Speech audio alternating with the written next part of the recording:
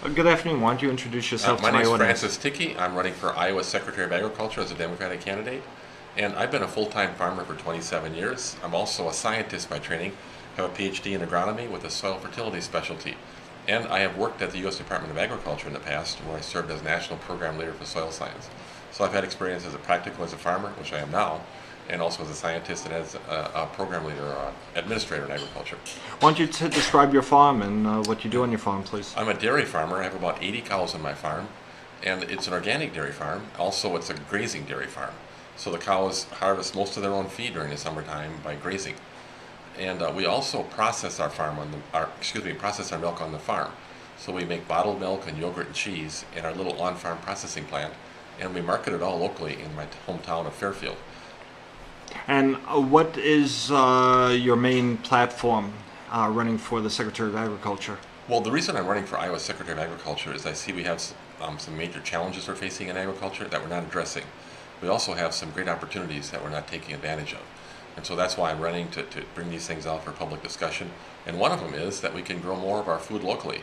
We import 80 to 90% of the food we eat in Iowa from out of state, which means our food dollars are being exported out of the state. And so one thing I would do if elected is reactivate the Iowa Food Policy Council and look at what kind of food policies we could bring to bear in Iowa to, for example, connect farmers to local high schools and university cafeterias, how we could grow more food here in Iowa. And of course, locally produced food is fresher, can be healthier and safer, and it provides jobs, economic development for rural communities here in Iowa. One of the big questions that came out, I just was at the World Food Prize Conference all week this week, is the question between just farming to produce calories versus farming to produce nutritious food. What's your thoughts on those issues, and how can Iowa get involved in having a more nutritious crop? Well, I think there's two parts of that. One is eating more nutritious food per se, but selecting more nutritious food, and then the food that is more nutrient dense. Of course, more nutrient dense food would be food that's grown under good soil fertility conditions, where in my mind I would like to see soil have good organic matter, good biological life in the soil, and good nutrient cycling in the soil. And that means that there would be plenty of nutrients for the crops to take up and make a nutrient dense food. Also, though, I think that what we see today is a lot of our food is highly processed, and that means that often the ingredients are less nutrient dense ingredients like sugars and other kind of fillers that are overly processed and they've lost their nutritional value. So we should go back to eating more fresh foods if we can, especially in schools and in high school cafeterias, for example. I think that will be better for the health of all of us.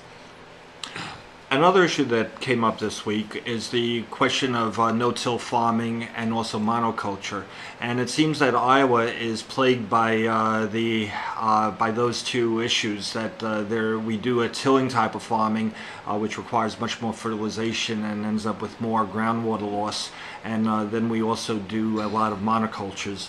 What's your thoughts on those two issues, and do you see that changing much in Iowa?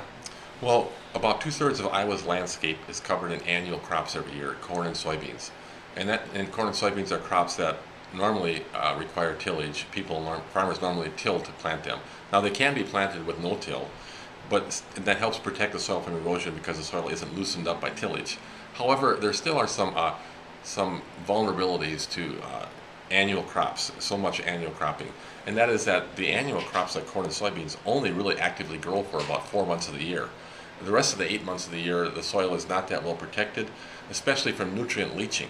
When rainfall comes and the roots are not alive and active, then the water will take with it nitrogen, for example, down through the soil profile to the tile drainage, down to the river, and ultimately to the Gulf of Mexico, where it contributes to the dead zone.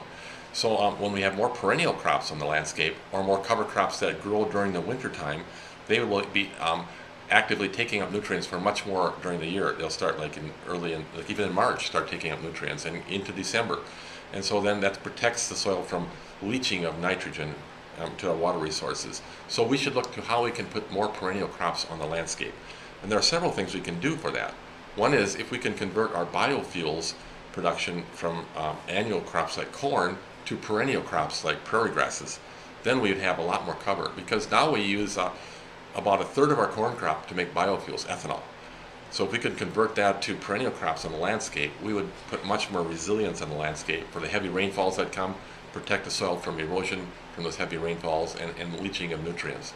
And another part of it is if we can put animals back on the landscape, integrate them back on the landscape in ways that are ecologically sound, then we can have perennial crops on the landscape. And in my own farm, for example, I have about 200 acres that are in perennial grasses and clovers. And so the cows harvest their own feed, grass. Instead of, normally most dairy cows are in confinement by the milking facility, which means that the crops are harvested at a distance and hauled to the cows. And the cows in confinement usually eat a lot of corn, which is an annual crop.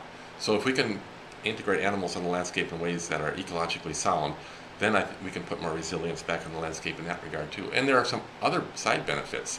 Cows that are on grass, the meat and milk is higher in omega-3 fatty acids, conjugated linoleic acids, beta-carotene, other nutritional components that are beneficial to our health. And so there's that other aspect of it as well. Now, I told you before we met that I was involved with the initial Farm to School bill, and it's very slow to get implemented in the state. Right now there's only 12 pilot projects where within 2 years, by the time it should have been completely implemented, that 50% of the food is Iowa grown. What do you feel about the Farm to School bill first, and what would you do to, if you feel that it's a good bill, what would you do to move it along faster? Well, I think that it is a good bill. The Farm to School is a good program, that we should see more of that. And I like the fact that it's connecting high schools to farmers, and also many of these projects have an educational component. So students are actually getting hands-on some kind of farming or gardening work. So they learn where their food comes from and learn the value of growing crops and the foods that they eat. And so that's a good part too. So I think we need to try to expand that as much as we can. Now I realize the budgets are short. So what we should do is look at which projects are successful, and look at how these projects can be made to be self-sufficient, self-sustaining, so that once the funding runs out, that they will continue on. That's the goal, I think. And so we should look at how we can make that happen more quickly. Okay, and what are some of the major things you would do the first month or 3 months that you're Secretary of Agriculture? Well, one of the first things I would do is I would partner with the newly emerging Iowa Food Policy Council, and give it some home and visibility in the Department of Agriculture, and give it the charge to go look nationwide for all the innovative food policies that have been proposed and implemented around the country, and see which ones we might want to implement here in Iowa that could provide more local food, that could connect high schools with farmers more, and so on. So, for example, Illinois last year passed a bill that has the goal that 10 to 20% of the food purchased by state funded institutions would be food grown in Illinois. That's really something that we could do here in Iowa. So we should look to how we could implement those kind of ideas here in Iowa.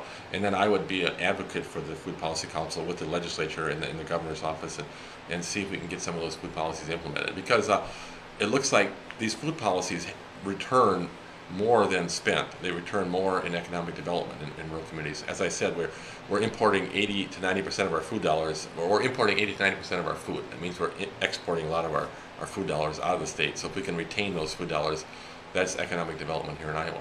Okay, great. We have about a minute left. Is there anything special that you would like to say to people? I think that the other thing we need to look at is how farmers' profit margins have gotten squeezed tighter and tighter over the years, and to a great degree due to corporate monopoly of the markets. The markets have become more and more monopolized. Farmers' profits have been squeezed out. So we need to look at how we can develop markets that bring the profits to the farmers. And if we look at the next generation of wind systems, the next generation of biofuel systems that are farmer-owned, that are farm-scale, so the profits created, the wealth created, stays in the pockets of farmers and circulates through rural communities. So we should look for real economic development for rural communities. Great. Well, thank you very much. All right. Thank you.